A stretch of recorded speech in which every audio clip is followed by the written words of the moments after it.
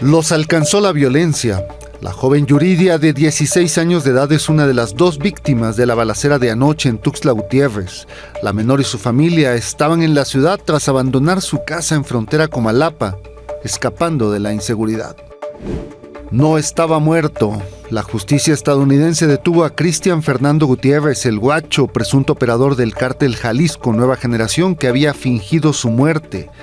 Es uno de los dos yernos de Nemesio Oseguera el Mencho, el líder de esa organización criminal. Enfrentará a la justicia. El magistrado del Poder Judicial de Nayarit, Rodrigo Benítez, fue separado del cargo para que la Fiscalía General pueda proceder en su contra. Lo acusan de obstaculizar la justicia, tráfico de influencias y de violar a una subordinada cuando trabajaba en la Fiscalía Estatal. Adiós autónomos. La Cámara de Diputados aprobó la desaparición de 7 órganos autónomos para que sean absorbidos por el gobierno federal. Ahora el Senado deberá ratificar el dictamen. Hablaremos con Miguel Eraña en el estudio sobre las implicaciones de esta medida.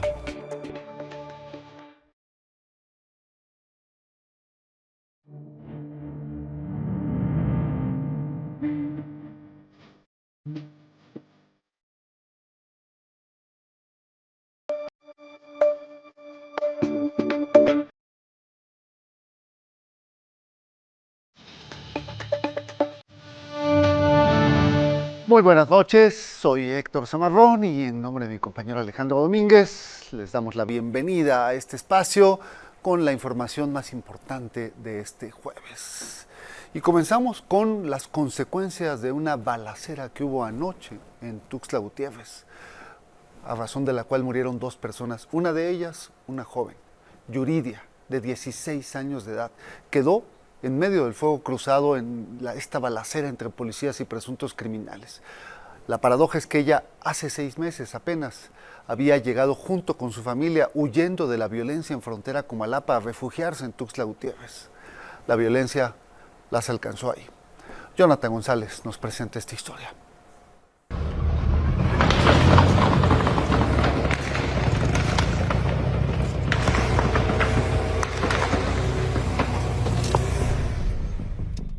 La violencia generada por el crimen organizado y la ingobernabilidad que impera en Chiapas cobraron vida de Yuridia, una jovencita de 16 años alcanzada por una bala perdida la noche del miércoles en Tuxtla Gutiérrez. El transporte público en el que viajaba quedó en medio de un enfrentamiento. La menor estaba sentada al lado de una ventana de la unidad, detrás del conductor. Al escuchar los disparos, se agachó, pero fue en vano.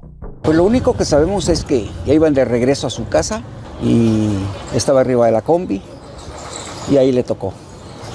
Eso es lo único que sabemos. ¿Iba acompañada? ¿Iba acompañada? Con su papá y su hermanita. Hace 6 meses la familia, integrada por 4 personas, huyó de frontera Comalapa por la violencia provocada por los cárteles que se disputan el territorio. Llegaron a la capital con el único objetivo de vivir en paz, pero esta les fue arrebatada durante la balacera que los sorprendió sobre el Boulevard Belisario Domínguez, que dejó 2 muertos y 1 herido. No podían viajar, no podían salir, entonces para regresar a ellos les costaba bastante. Pero en fin, ya estaban haciendo su vida aquí tranquila, ya la iban llevando poco a poco. Este jueves, mientras el cuerpo de Yuridia era preparado para ser velado, afuera de la funeraria, miembros de su iglesia oraron y cantaron para intentar consolar a la familia.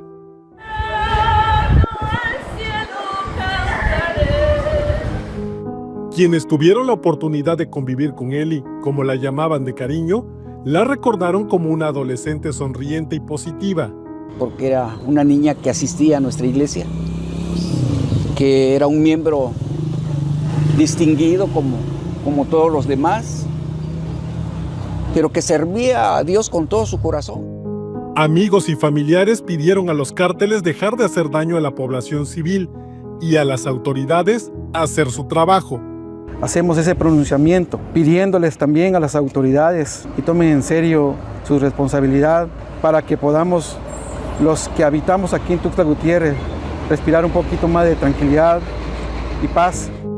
Entre llanto y aplausos, Yuridia fue despedida y sus restos trasladados al sitio de su descanso final en frontera Comalapa. Desde Chiapas, Para Milenio Noticias, Jonathan González.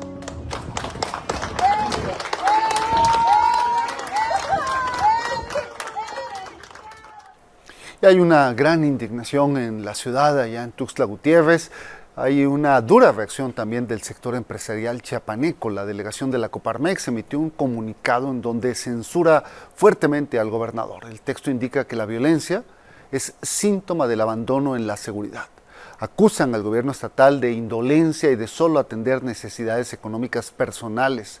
Concluyen haciendo un llamado al gobernador entrante, Eduardo Ramírez, a dejar de lado la apatía que le atribuyen a la administración actual.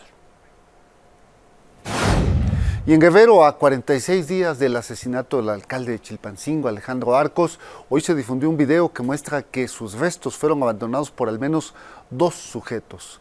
En la primera parte de este video se ve a un motociclista que cruza una calle vacía y que le abre paso a una camioneta tipo pick-up blanca en la que fue abandonada la cabeza y el cuerpo del alcalde.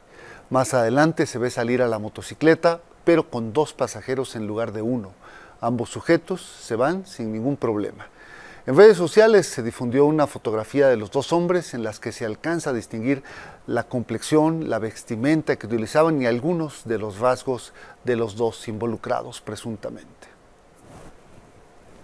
Bueno, en otras noticias, el empresario michoacano Tariacuri Hernández fue localizado con vida 3 días después de haber sido secuestrado por hombres armados en su restaurante el lunes. El gobierno de Michoacán informó que sus captores lo dejaron libre esta madrugada en Erongarícuaro. Lo atribuyen al despliegue de seguridad en la región. El empresario fue hospitalizado por protocolo y ya se encuentra con su familia. Y en Sinaloa, en un acto de solidaridad y acompañados por música de banda, habitantes de Culiacán prepararon y vendieron 1 tonelada de aguachile para apoyar a las familias que se han quedado sin empleo a raíz de la violencia. Y muy al estilo sinaloense, pues así fue como pidieron paz para su estado.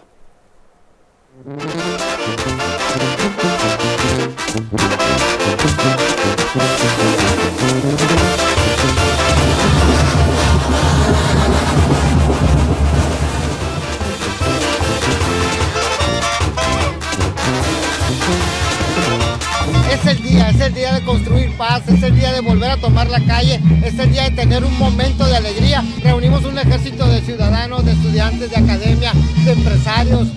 El querer decir somos malos buenos es un ejército.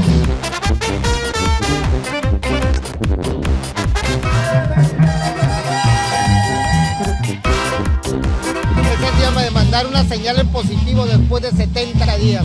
Culiche por 100%. ¡Vámonos, recio! ¡Que siga la fiesta! ¡Viva Culiacán! ¡Viva la banda!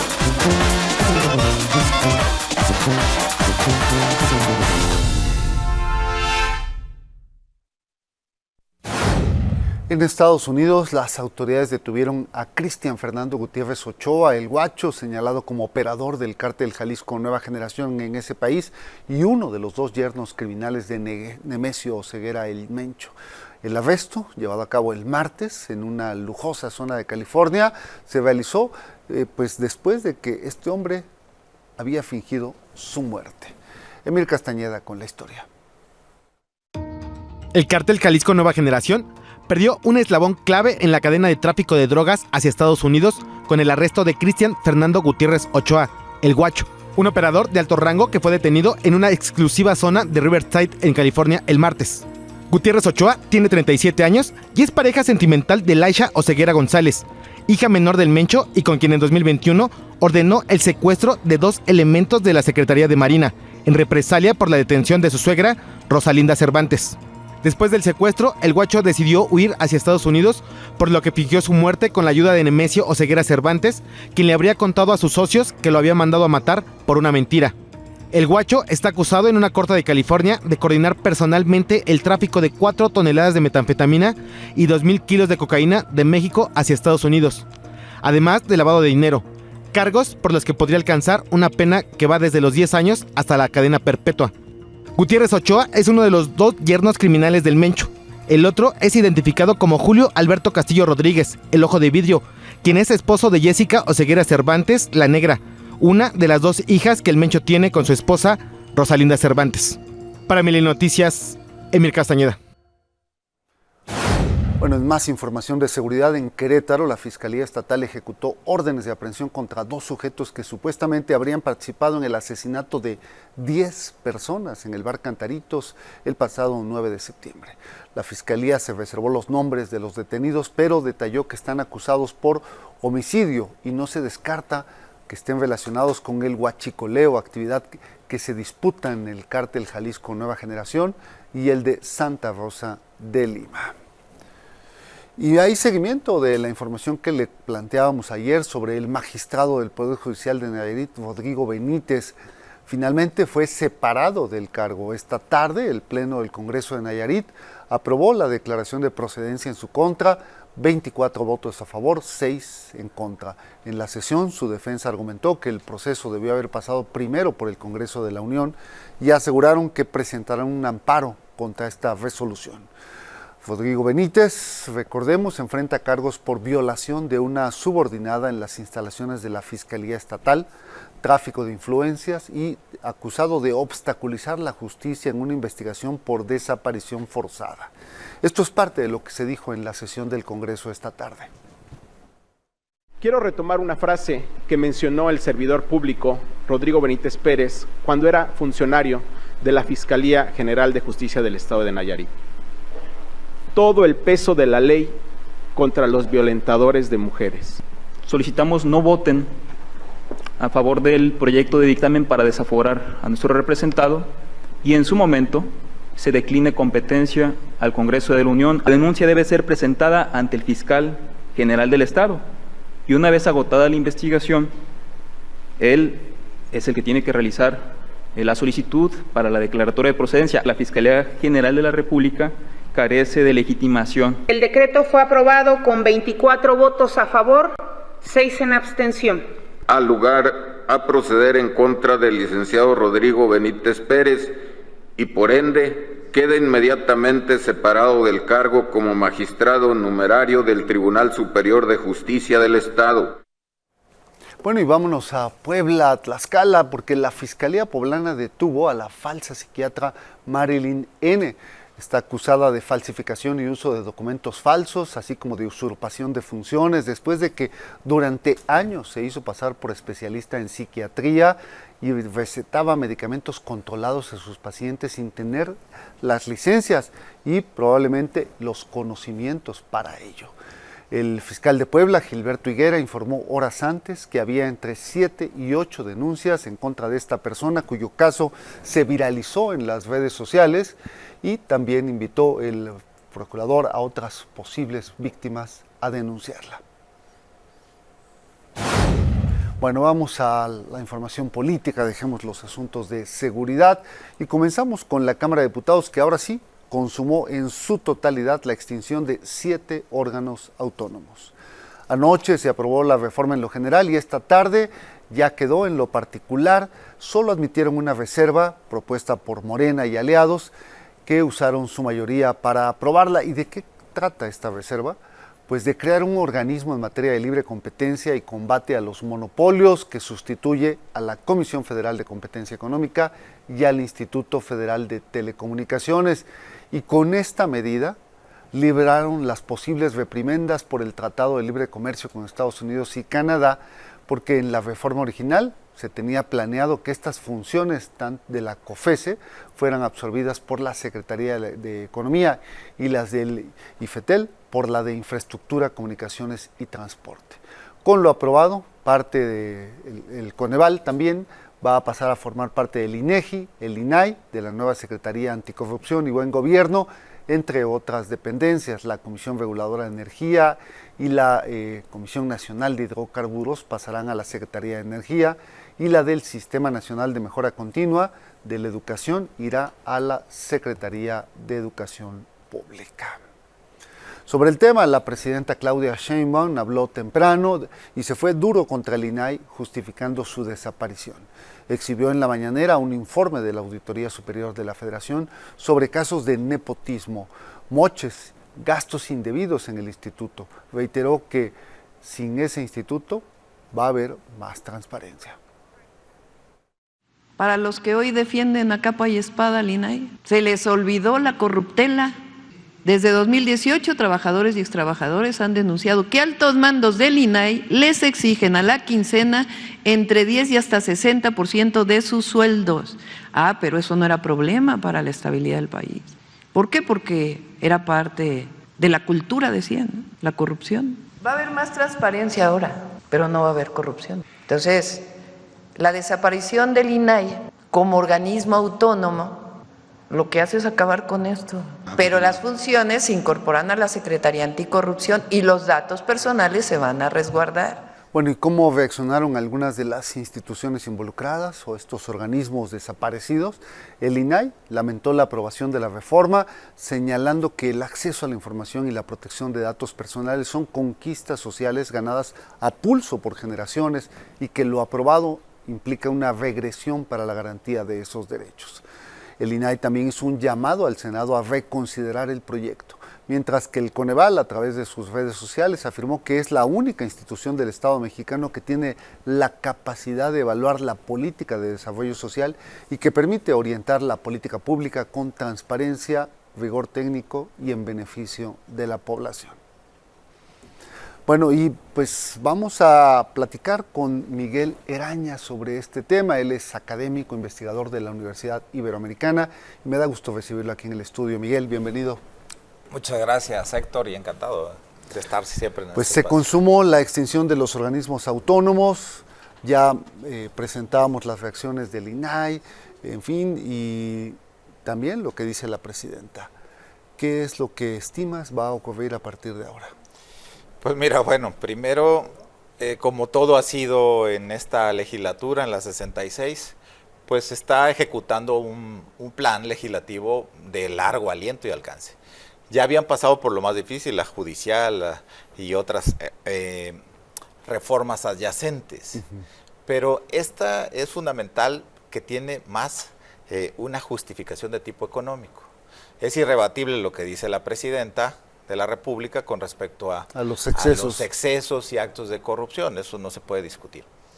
Y aquí lo importante, después de que pase por el Senado, pero prácticamente el proceso legislativo se va a agotar muy pronto, es que se le quita a la transición, digamos, el corsé que había tenido desde el año 92 hasta el año 2017, hubo creación o incluso eliminación y luego se recomponían órganos autónomos. Lo que se hizo es quitarle al Ejecutivo en la mayor parte competencias en este proceso de, digamos, tripartidización del sistema político, con el PRI, PAN y PRD, que se repartían los órganos autónomos a partir del cercenamiento de facultades del Ejecutivo. En los años de la transición, como Exacto. se les dio por llamar, ¿no? Así es. Los órganos autónomos que tienen mucho mayor justificación, como es el Banco de México, el INEGI y la Comisión de Derechos Humanos, todavía subsisten. Claramente, en el caso de la Comisión, pues depauperadamente, porque... Con muchos cuestionamientos detrás. Claro, el carácter colegiado lo perdió desde el momento en que en esta presidencia de la Comisión, pues se prescinde de manera abusiva del Consejo Consultivo. Los otros órganos subsisten más o menos. Estos 7, con excepción del INAI, COFESE y el IFT, que sí tienen una justificación en su autonomía. Los demás, la verdad son órganos de creación de puestos para amigos. Pero hay que decirlo, no solo desaparece el INAI nacional, sino que desaparecen 32 organismos públicos que hacen esas funciones en los estados, que además siguen esta inercia misma que estoy diciendo, donde las élites locales se distribuyen también posiciones colegiales.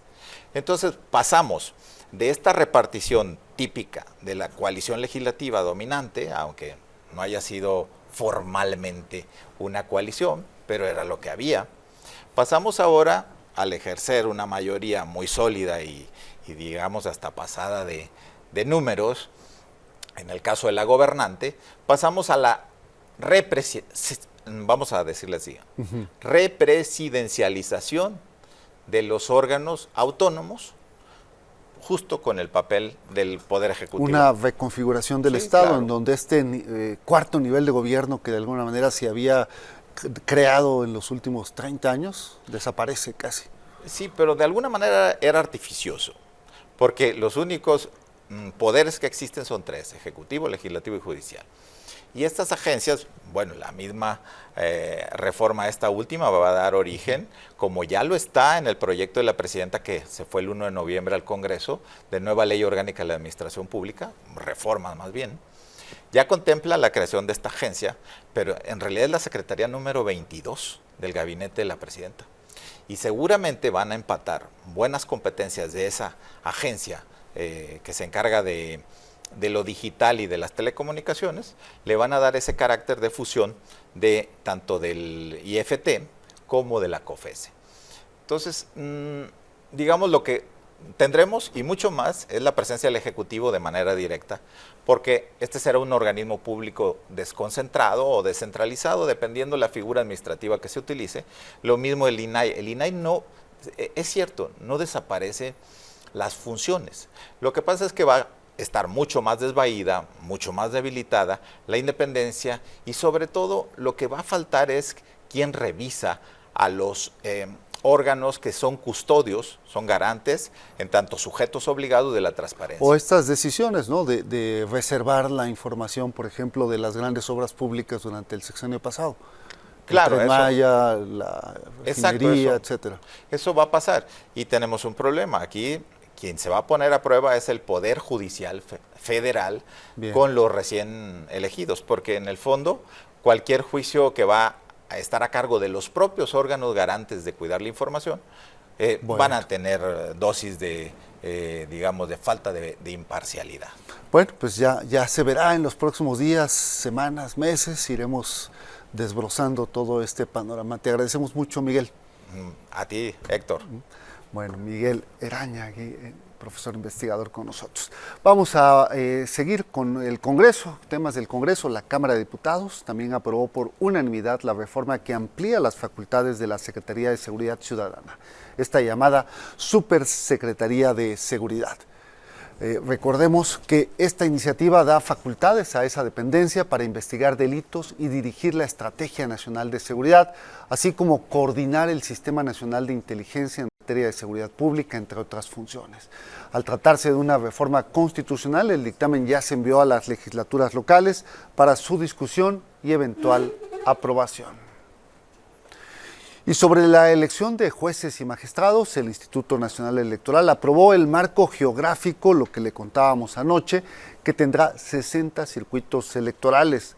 Será 28% más grande que la jornada presidencial e implicará la utilización de más de 600 millones de boletas. Habrá 60 circuitos electorales que están basados en los 300 distritos electorales, que por cada circuito se someterán a votación 850 cargos. Cada boleta tendría hasta 10 cargos a elegir, con entre 14 y 60 nombres de candidaturas, así que cada persona en el próximo año podrá votar en total hasta por 39 cargos. Sobre la propuesta del INE de aplazar 90 días la elección, la consejera presidenta del instituto, Guadalupe Tadei, dijo para Milenio que la decisión que se autorice o no la prórroga no comprometerá la calidad de la elección, aunque ya manejan distintos escenarios ante lo que pueda suceder. El presidente del Senado, Gerardo Fernández Noroña, consideró que lo que pide el INE puede ser ideal, pero no es conveniente. La prórroga que solicitaba es una de las múltiples opciones que vimos colegiadamente en el instituto para no quedarnos sin la oportunidad de haberlo solicitado. De cualquier forma, el instituto ya está trabajando para ajustar tiempos, ajustar procesos. Si se nos autoriza este plazo, pues por supuesto que las actividades llevarán su ritmo normal. De lo contrario, tendremos que hacer ajustes en los tiempos, que ya se está trabajando en esta alternativa.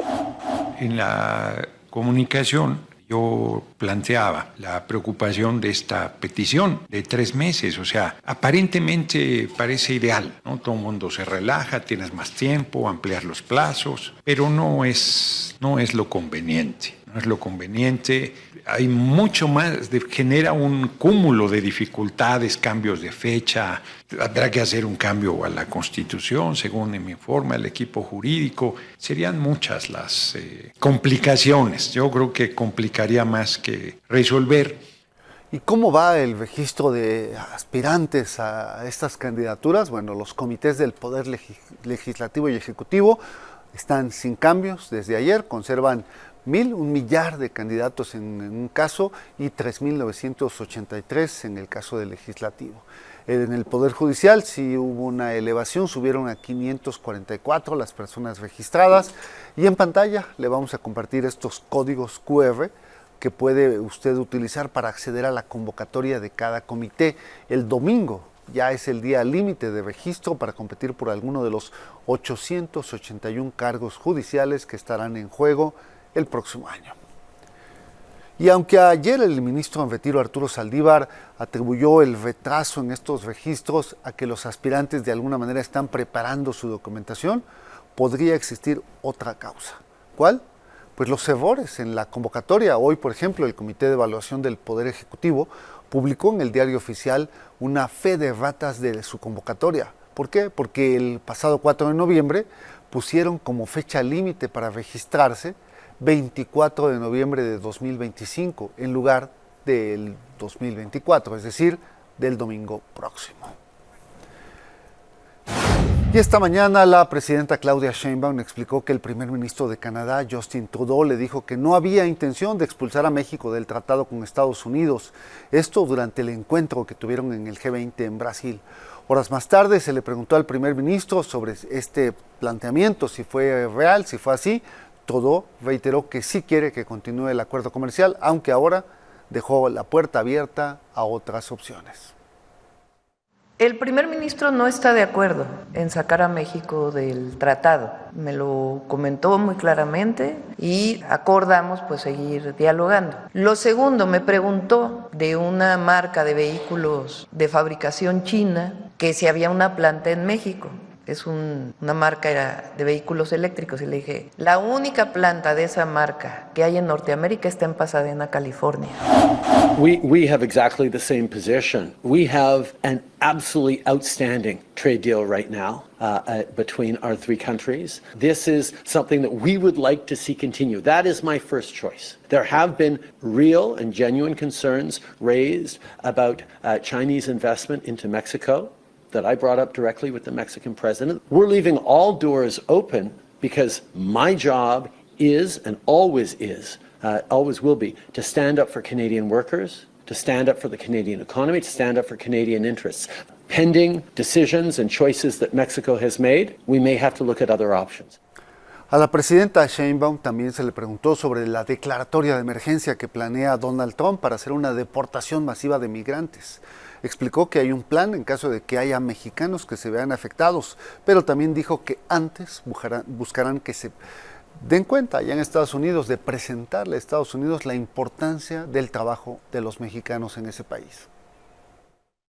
Evidentemente no estamos de acuerdo en que se trate a los migrantes como criminales. Para eso existen las instituciones de justicia en cualquier lugar del mundo. Vamos a presentar en su momento públicamente y cuando tengamos las reuniones con el equipo del presidente Trump de la importancia del trabajo que realizan las y los mexicanos en Estados Unidos. En caso de que hubiera deportaciones, nosotros vamos a recibir a las y los mexicanos y tenemos un plan para ello. Pero vamos a trabajar previo a ello en demostrar que no tienen por qué deportarse a nuestros connacionales que están del otro lado de la frontera, que al contrario, benefician incluso a la economía de los Estados Unidos.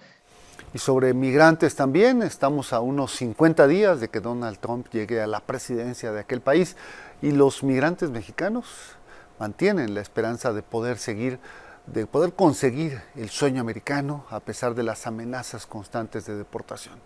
Rafael López, nuestro compañero, conversó con algunos de ellos y esto le dijeron.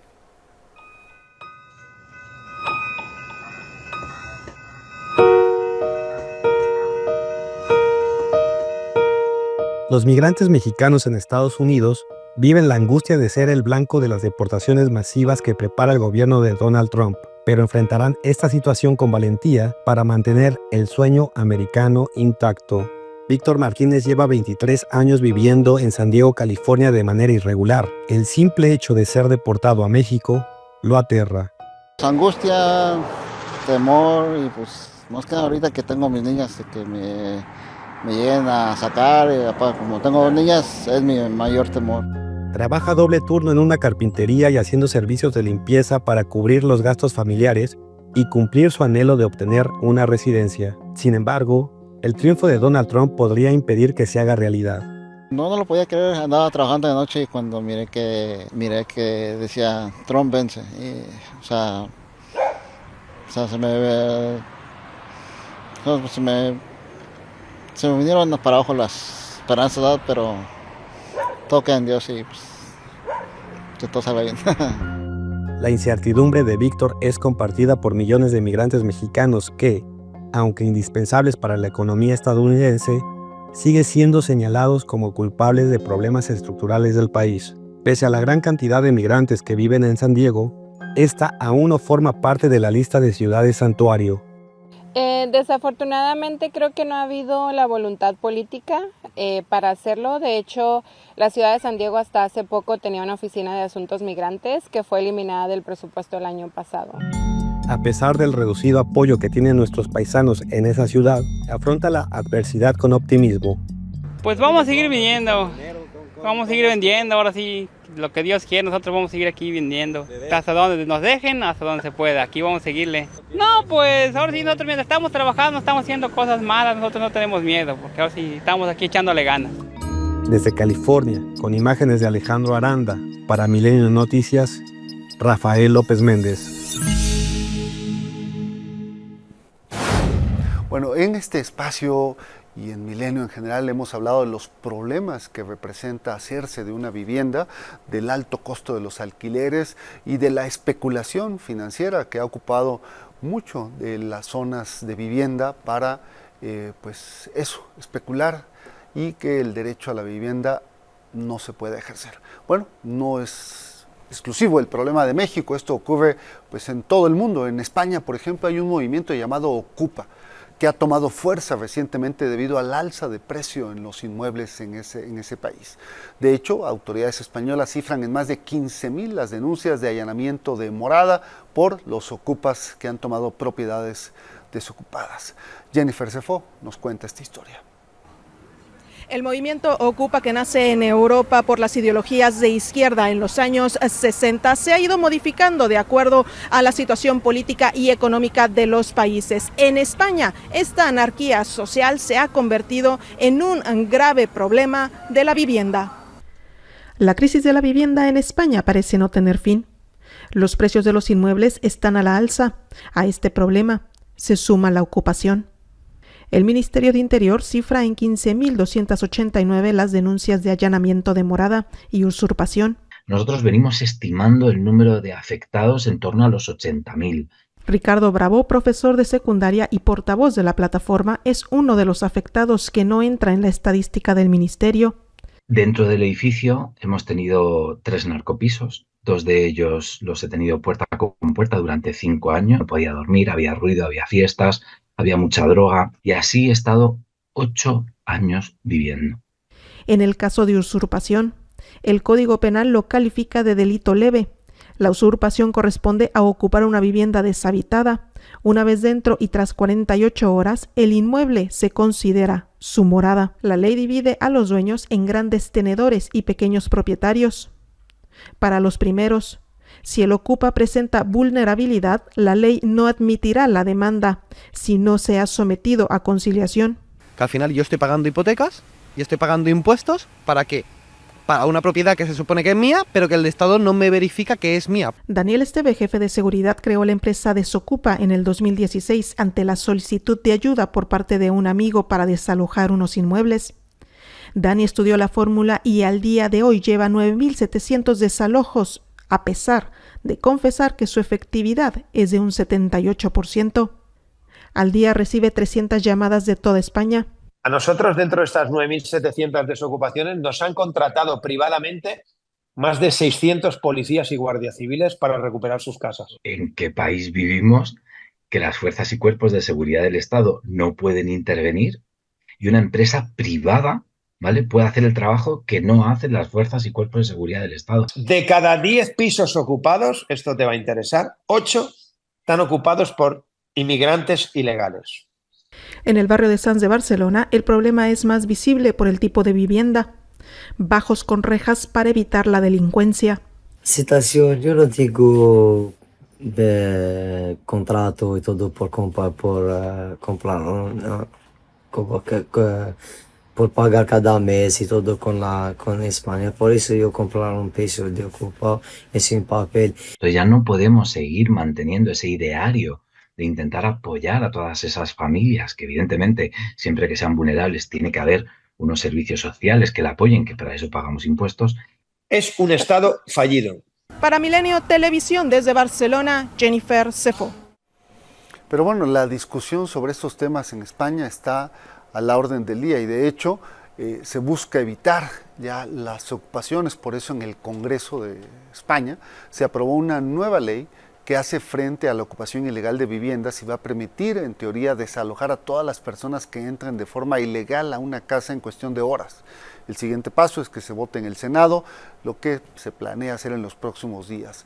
Y los tipos con los que se enjuiciarán estos casos son los de allanamiento de morada, cuando la vivienda en la que se produzca la ocupación se encuentre habitada, o usurpación de morada, cuando por el contrario ésta esté deshabitada. En otras noticias internacionales, la Corte Penal emitió órdenes de detención contra el primer ministro de Israel, Benjamín Netanyahu, su exministro de Defensa y funcionarios de Hamas, acusándolos de crímenes de guerra y contra la humanidad por la guerra en Gaza y los ataques de octubre de 2023. A los líderes de Hamas los señala por delitos como exterminio, tortura, violación y diversas formas de violencia sexual. A Netanyahu de utilizar el hambre como método de guerra, asesinato, persecución y otros actos inhumanos. Dependerá de los 124 Estados miembros de la Corte Penal Internacional que se lleven a cabo o no dichas órdenes de aprehensión. Mientras tanto, el primer ministro de Israel, el aludido, advirtió que no reconocerá esta decisión. The decision to issue an arrest warrant against me, the democratically elected Prime Minister of the State of Israel, and our former Defense Minister, was made by a rogue prosecutor who's trying to extricate himself from sexual harassment charges, and by biased judges who are motivated by anti-Semitic sentiments against the one and only Jewish state. No biased anti-Israel decision in The Hague will prevent the State of Israel from defending its citizens. Y este jueves el presidente ucraniano Volodymyr Zelensky acusó a Rusia de haber disparado por primera vez un misil que por sus características sugería que se trataba de un misil balístico intercontinental. Según la Fuerza Aérea de Ucrania, dicho lanzamiento tuvo como objetivo la ciudad de Dnipro. Más tarde, el presidente ruso Vladimir Putin confirmó el ataque y dijo que se trató de una respuesta al uso de misiles estadounidenses y británicos por parte de Ucrania, pero según Putin, se trató de un misil balístico hipersónico de medio alcance. Сьогодні була нова російська ракета. Всі характеристики, швидкість, висота міжконтинентальної балістичної. Зараз тривають експертизи. Очевидно, що Путін використовує Україну як полігон. В ответ на применение американского и британского дальнобойного оружия 21 ноября текущего года российские вооруженные силы нанесли комбинированный удар по одному из объектов оборонно-промышленного комплекса Украины. В боевых условиях было проведено в том числе и испытание одной из новейших российских ракетных систем средней дальности. В данном случае с баллистической ракетой в безъядерном гиперзвуковом оснащении. Наши ракетчики назвали ее «Орешник». Испытания прошли успешно. Bueno, con esto hacemos una pausa y regresamos en un momento.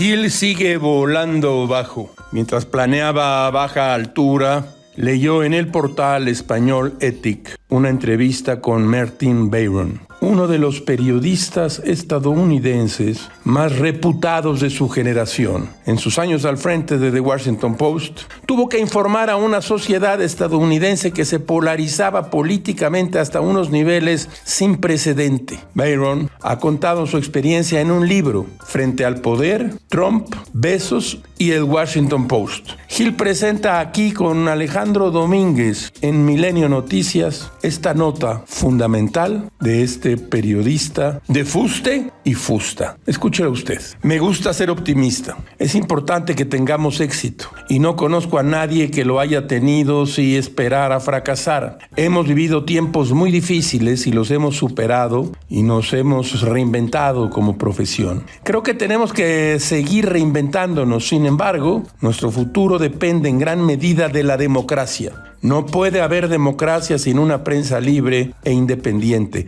pero tampoco puede haber prensa libre e independiente sin democracia. Mientras esa exista, creo que la sociedad siempre necesitará informarse sobre lo que ocurre en su comunidad y su país, y ese es el papel de la prensa. Creo que la gente acabará entendiendo la diferencia entre información verificada e información no verificada, la diferencia entre el trabajo profesional y la gente que ayer decidió empezar a publicar en Internet. Soy optimista siempre y cuando hagamos lo que tenemos que hacer. Todo es muy raro, caracho. Como diría Tomás Eloy Martínez, el periodismo no es un acto de narcisismo, sino de servicio a los demás.